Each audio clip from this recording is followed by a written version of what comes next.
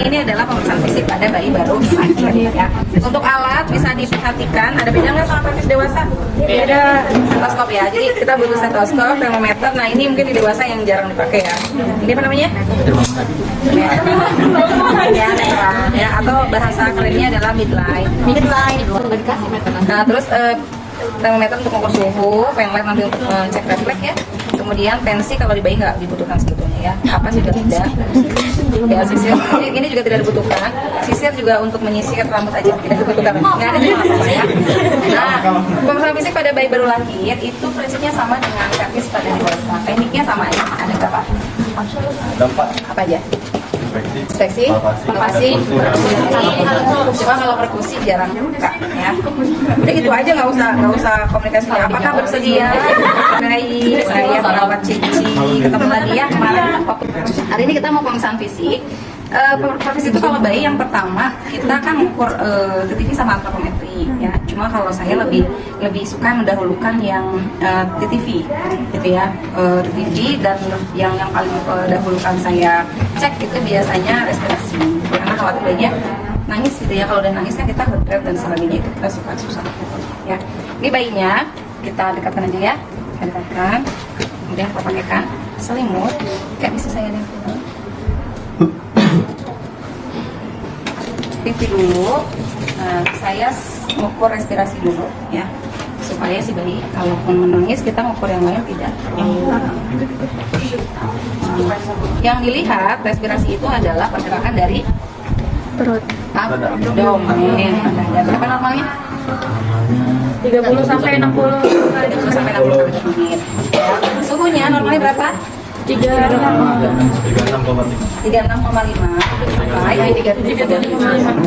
Kemudian heart rate 120 sampai 140. Gimana ngukurnya? Di bawah puting sebelah kiri. Nah, di apex. Ya. Nah, ngukurnya karena dia cepat kan?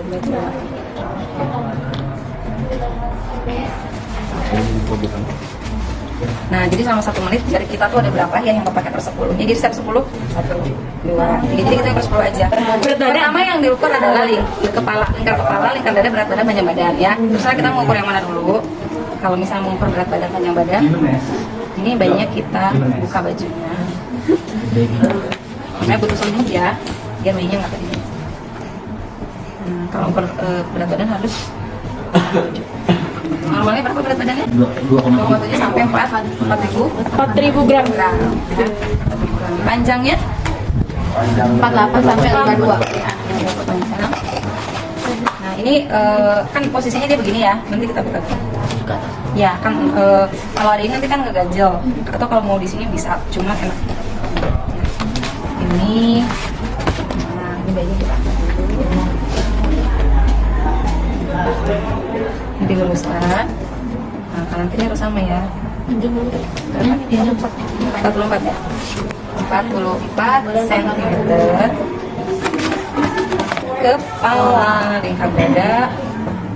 Nah, lingkar kepala kita ngukurnya dari belakang occipital sampai ke dahi. Bayinya kok ini namanya di sini ya. Ini 30 cm. Normalnya berapa? Lingkar kepala? 3,5 sampai 35. Lingkar dadanya? 30 sampai 35. Jadi lebih besar mana lingkar dada, lingkar kepala? Kepala. Lingkar kepala. Ya, tapi sering bertambahnya usia, lingkar kepala kan jauh lebih kecil. Kebayang kalau lingkar kepala kalian makin lama makin besar. Nah ini melewati putih susu ya.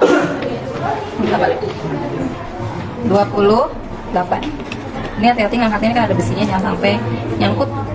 Nah, ya kita ke Pemeriksaan fisik. ya apa dulu? Kepala.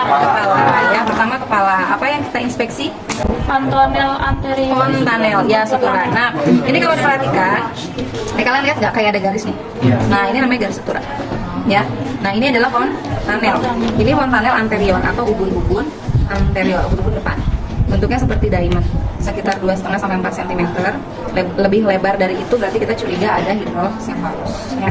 Kemudian bagian belakang ini ada fontanel posterior, bentuknya segitiga ya, dia hanya 0,5 cm, jadi sampai 1, jadi kecil. Dan kalaupun kita ngeraba, biasanya kalau kita lihat dengan kepala tuh agak nggak kelihatan, dengan mata maksudnya ya, kita raba aja di bagian belakang sini, raba kayak bolong bentuknya segitiga, ya. Kemudian ini garis suturan. Ya, normalnya tidak menonjol antara kulit sama garis suturan, jadi hanya kelihatan garis tapi tidak tumpang tindih. Ya, cek juga tadi apakah ada tumpang tindih, terus kemudian ada benjolan, sefal hematom ya, atau ada kaput gitu ya yang berisi cairan gitu lembek, itu dicek ya. Kemudian kepalanya juga dilihat ya, tengkoraknya utuh apa enggak. Ada yang tengkoraknya tidak utuh ya, yang kita sebut dengan anencephalus, tidak mempunyai tengkorak kepala. Terus kemudian ukuran kepala, tadi kan sudah diukur lingkar kepalanya, dia 30, cenderung kecil ya, normalnya kan 33. Tapi ada lagi yang lebih kecil, itu kita sebut dengan microcephalus. Baru ke wajah. Nah, wajah ini dilihat kesimetrisan antara mata, hidung, dan mulut. Terus kemudian kalau bayinya nangis simetris enggak ya pergerakan mulutnya, karena ada beberapa kasus yang terjadi paralisis, kelumpuhan otot wajah pada bayi. Ya. Kemudian kita cek wajah mata ya, matanya cenderung kalau bayi lebih banyak menutup. Kemudian tampak bengkak, ya, edem, karena kan di dalam kandungan dia tidur dulu ya. Kemudian di mata kita cek juga ujung mata ini sejajar dengan pina ujung telinga ya, ini sejajar. Kalau nggak sejajar itu agak nggak simetris, mengarah ke sindrom Pierogi gitu ya. Terus wajah juga cek dulu nih apakah mongoloid face atau tidak, itu kecurigaan mengarah ke Down syndrome. Ya, Down syndrome kan kelihatan dari jarak mata ya. Kalau anak Down syndrome jarak matanya jauh apa jauh? Ya. Kemudian dicek di mata ini ada refleks ya, ada 2 refleks, ada refleks cahaya pupil ya. Jadi kalau kena pupil yang mengecil dan membesar, bayi cenderung menutup matanya. Jadi jangan dibuka begini. Nggak boleh lagi begini aja, nggak boleh ya. Jadi biarkan dia membuka, bayi itu akan ada saatnya dia membuka sebentar, kebetulan kita cek, atau kita goyangkan aja sedikit kepalanya ya, nanti dia akan membuka, itu baru kita cek ya. Kemudian di sini ada refleks refleks mengadip, tapi nggak kita cek ya, cuma satu aja itu. Dan ini hidung juga dicek, yang dilihat bukan mancung pesek atau enggak, tapi lihat kemampuan bernafasnya, ada pernapasan cuping hidungnya atau enggak, kemudian sekretnya keluar atau enggak, bersih atau tidak. Nah, di sini ada refleks glabellar, yang tadi responnya kalau kita sentuh dia akan walaupun posisi dia lagi tidur gitu ya, kita sentuh dia akan bergerak. Baru kemudian, nah di sini ada refleks bersin ya, ada refleks bersin tapi tidak boleh dirangsang. Jadi nggak boleh dicolok-colok pakai batu gitu ya, jangan pakai kapas, itu jangan. Biarkan saja kalau dia ada, kalau ada benda asing yang masuk dia pasti bersih. Ke telinga normalnya ini bayinya prematur, jadi telinganya cenderung menempel ya. Kalau yang normal daun telinganya mekar. Kalian makan kan daunnya? Ya, coba deh lihat pendulum bayi yang gede. Ya, dia mekar. Kalau ini nempel ke belakang. Ya, cenderung melipat ya, karena dia masih prematur. Kemudian daun telinganya diraba, pinanya sudah kartilagenya sudah terbentuk kalau yang normal. Kalau yang belum ya tadi kenapa dia bisa nempel, karena kartilagenya belum sempurna ya. Terus kemudian dari telinga kita ke leher. Lehernya cenderung pendek dan berlipat ya. Yang kita cek di sini adalah pembesaran kelenjar limfe dan tiroid. Nah, di sini di leher itu ada refleks yang namanya neck writing dan otolite writing. Jadi kalau misalnya neck writing kita kirimkan ke salah satu bagian ya, ini akan ngikutin ini. Nah, kalau otolite writing, kalau kita angkat tangan bayi, kan kalau kita angkat lehernya pasti gini ya. Nah, ini dia terus lebih kekuatan untuk dia udah ada kekuatan ototnya di sini ya. Itu di leher. Kemudian kita ke daerah dada yang dilihat ini adalah satu, ada nggak dia refraksi interkosta ya. Kemudian cek puting susu kalau pada bayi normal itu cenderung warnanya lebih gelap dan menonjol. Kalau ini kan nggak ada ya, karena bayinya prematur. Kemudian diinspeksi juga kan di sini ya, tadi selain refraksi, terus kemudian bagaimana pernapasannya. Nah, baru kita tes dengan suara jantung dan paru. Jadi kita nggak perkusi ya kalau di bayi ya. Terus nggak juga nyeri nggak dek, nggak bisa jawab ya dok. Ya, dengarkan suara jantungnya di aortik, pulmonik dan apex ya. Normalnya suaranya hanya ada 2, lub bersih, dia tidak ada suara tambah. Kemudian suara nafasnya juga bersih. tidak ada suara sekret dan sebagainya. Tapi ada juga kan yang dia keracunan air ketuban, kebetulan air ketuban, keracunan mekonium itu bisa aja masuk ke situ dan membuat menimbulkan adanya sekret gitu ya, kan refleks mengeluarkan dari benda asing yang masuk. Nah di abdomen ini kita cek bentuknya cenderung buncit ya, nggak kempes ya, buncit. Kemudian lihat tali pusat tuh warnanya kayak gini nih kalau baru lahir dipotong gitu, kuning-kuning putih gini kayaknya warna persis kayak gini. Kemudian pastikan tidak ada infeksi di situ ya, tidak ada kemerahan dan sebagainya. Terus kalau bayi baru lahir tentunya belum kering ya, tali pusatnya masih basah. Baru kita raba di area, boleh kita dengarkan suara bising khusus, tapi cenderung hipo biasanya ya. Ada tapi dia jarang. Kan belum makan, bener nggak? Kemudian kita cek, kita raba hepar, oh nggak ada pembesarannya.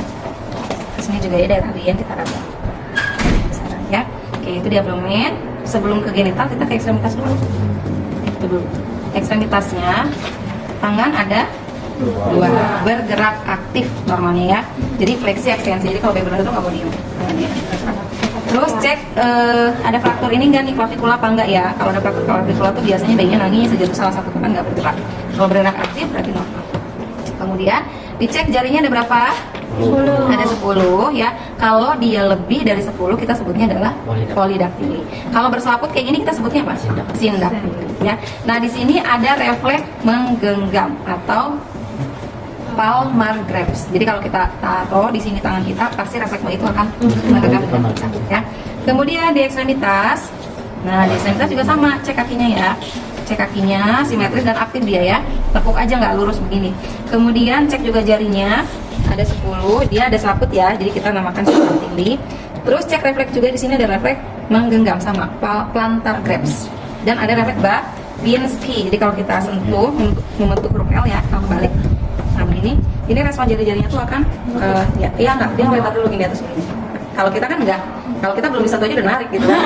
Karena geli, kalau bayi enggak dia nggak akan narik tapi cenderung, nah itu refleks Babinski ya.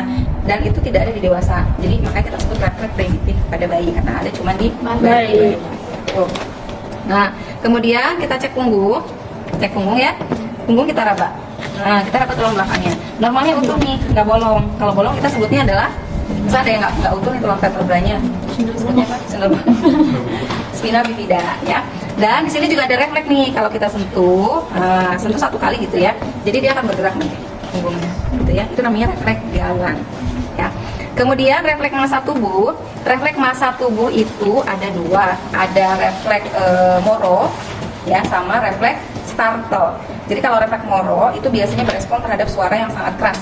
Ya, jadi si ototnya itu berespon dengan suara yang sangat keras. Berarti kan pendengarannya berfungsi, ototnya juga kekuatan ototnya ada. Jadi kalau misalnya kena refleks ngorok, misal kita kagetkan dengan sengaja atau kita nggak sengaja menjatuhkan benda, tuh dia tangannya akan fleksi dan membentuk huruf C jarinya. Gini. Tapi kalau cuma kesentuh biasa aja gitu ya, suaranya dengar-dengar aja, dia hanya ini startle. Di mulut tadi ketinggalan. Refleks di mulut cukup banyak ya. Pertama, mulut tadi belum diperiksa ya, udah cukup leher. Mulut itu tadi kita cek dulu kesimetrisannya, kemudian warnanya ya, pucat apa tidak, biru atau enggak. Nah kemudian cek juga gusinya ya, cek gusi adakah gigi yang tumbuh di situ ya.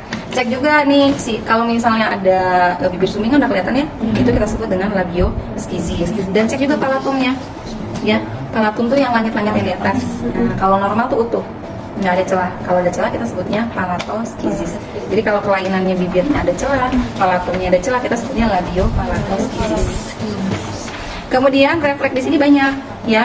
Pertama, kalau bayi menghisap kita sebutnya berarti refleks shackingnya bagus ya, ada shacking. Kemudian kalau kita sentuh ujung bibirnya dia akan mengikuti itu refleks rooting ya. Kalau saya sentuh lidahnya dia menjulurkan lidah, itu refleks extrusion ya. Kemudian kalau ada benda asing yang masuk, dia akan refleks batuk ya, batuk dan muntah. Ada juga kalau dia kekurangan oksigen, menguap, refleks apa namanya? Yawn refleks. Ya, jadi ada berapa refleksnya? Banyak. 6 ya. Jadi refleksnya pertama di mata ya, refleks mengedip, di hidung tadi sini glabelar sama refleks bersin. Kemudian di mulut tadi ada shacking, rolling, extrusion, yawn, batuk sama gag.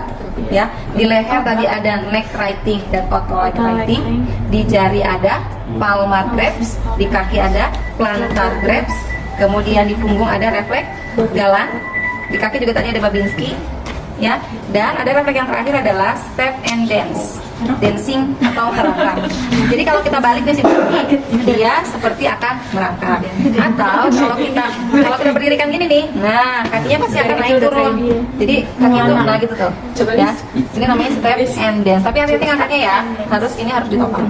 Angkatnya gimana sih dulu? Ngangkatnya gini, jadi harus pegang ini ya. Leher itu harus kita sangga gini. Ceplak jing-jing. Itu juga bukan refleks, apa namanya tadi? Yang refleks kaget itu dikit kita praktekin nanti, nggak usah. Sekarang udah nggak boleh sih. Kadang kalau gini kita bisa ngecek kalau nggak sengaja nih, kita nggak jatuh juga kalau sengaja. Nggak sengaja misalnya gombrang gitu ya, dia Terus sudah kelihatan. refleks nggak usah berarti? Hah? Nggak usah. Atau kalau misalnya ditanya gimana cara ngeceknya kalau nggak ada sesuatu yang mengagetkan dia gitu ya, kita boleh sih ini, tapi nggak boleh terlalu. Nah, kemudian di genitalia, nah genitalia belum dicek nih ya. Genitalia itu yang dicek pertama, ini jenis kelaminnya apa? Cewek. Nggak ada. Ya, kalau jenis kelaminnya laki-laki, pertama kita cek dulu ya. Ya lihat bentuknya dulu nih, laki-laki atau perempuan ya. Kalau tulangnya pink berarti harusnya laki-laki. Perempuan. Salah ya. Dicek dulu kalau misalnya dia laki-laki, ya berarti kan ada penisnya. Ya, penisnya kan ada ukurannya tuh 2 sampai 4 cm ya. Iya. Terus kemudian dicek nih, kalau ada penis, lihat penis ada lubangnya nggak? Ada. Cek lubangnya di ujung atau tidak, di ujung gland penis. Jadi kayak pulpen itu kan tepat-tepat di ujung di tengah. Ya, itu yang normal. Gue emang ada yang nggak normal, ada. Yang di pinggir tuh ada, bahkan sampai yang sampai mendekati ke skrotum juga ada. Ya, jadi harus ya mana gitu ya. Jadi harus dilihat. Kemudian yang kedua, skrotum. Skrotumnya kan tempat testis kan, itu normalnya ada berapa? Dua, gitu ya, ada 2. Kalau yang bayinya matur, warnanya itu gelap dan cenderung ada lipatan-lipatan gitu ya, rugai-rugainya. Tapi kalau yang dia prematur, warnanya itu pink dan tidak ada rugai-rugainya. Ya, terus kita raba, ya, skrotum testisnya udah turun atau belum normalnya? Ada 2, ya. Kemudian anus itu melihat paten atau enggaknya itu adalah dari dia sudah BAB atau belum. Ya, tidak boleh dicolok. Tapi ada sekarang masih ada beberapa dokter yang menyarankan untuk tetap dicolok pakai termometer. Kalau yang perempuan, kalau perempuan itu kan ada klitoris, ya, hasil ada klitoris. Nah, kadang kalau yang bayinya prematur, klitorisnya tuh labia majornya kan belum menutupi klitoris, sehingga klitorisnya tuh menonjol bentuknya kayak penis. Ya, dulu saya pernah ngira bayi itu tuh adalah laki-laki gitu ya, padahal itu perempuan gitu, karena persis kayak penis besar gitu ya. Kan kalau penis bayi kan begini ya bentuknya gitu. Nah, terus pertama lihat cek labia mayora, dia cenderung menutupi labia minora, jadi cenderung kelihatan satu gitu ya, minornya belum kelihatan. Terus lubang vagina sama uretranya tuh beda, ada 2 lubang kalau perempuan ya. Uretra dulu, baru vagina ya gitu. Terus cek, biasanya suka ada keputihan lendir atau ada bercak darah, itu normal. Yang penting bukan darah yang mengalir banyak, hanya bercaknya aja, itu normal. Sama anus juga diceknya dia sudah BAB atau belum, ya, paten atau tidak. Kenapa sih Bu sekarang masih ada yang dokter ngeceknya pakai termometer? Karena pernah ada barangkali ya, memang pernah kejadian itu ada bayi yang dia punya fistula. Jadi dia BAB-nya tuh bukan dari anus, tapi ada saluran antara vagina sama rektum, sehingga si anus keluarnya bukan dari anus tapi dari vagina. Dan itu nggak ketahuan. Kenapa? Kan cuma dicek, oh iya BAB gitu ya. Nah, ketahuan itu setelah bayi usia berapa bulan, karena kan kalau bayi itu BAB-nya jarang di pemesan, ya, jadi tau-tau udah BAB, jadi nggak kelihatan bahwa si baby-nya keluar dari mana. Nah, akhirnya infeksi dong, karena ada feses yang keluar dari vagina kan, panas, demam, bawa ke rumah sakit. Nah, pas lagi ganti pampers, si bayi BAB dan ibunya baru tahu kalau babynya keluar dari vagina, karena ada fistula sambungan dari rektum ke vagina.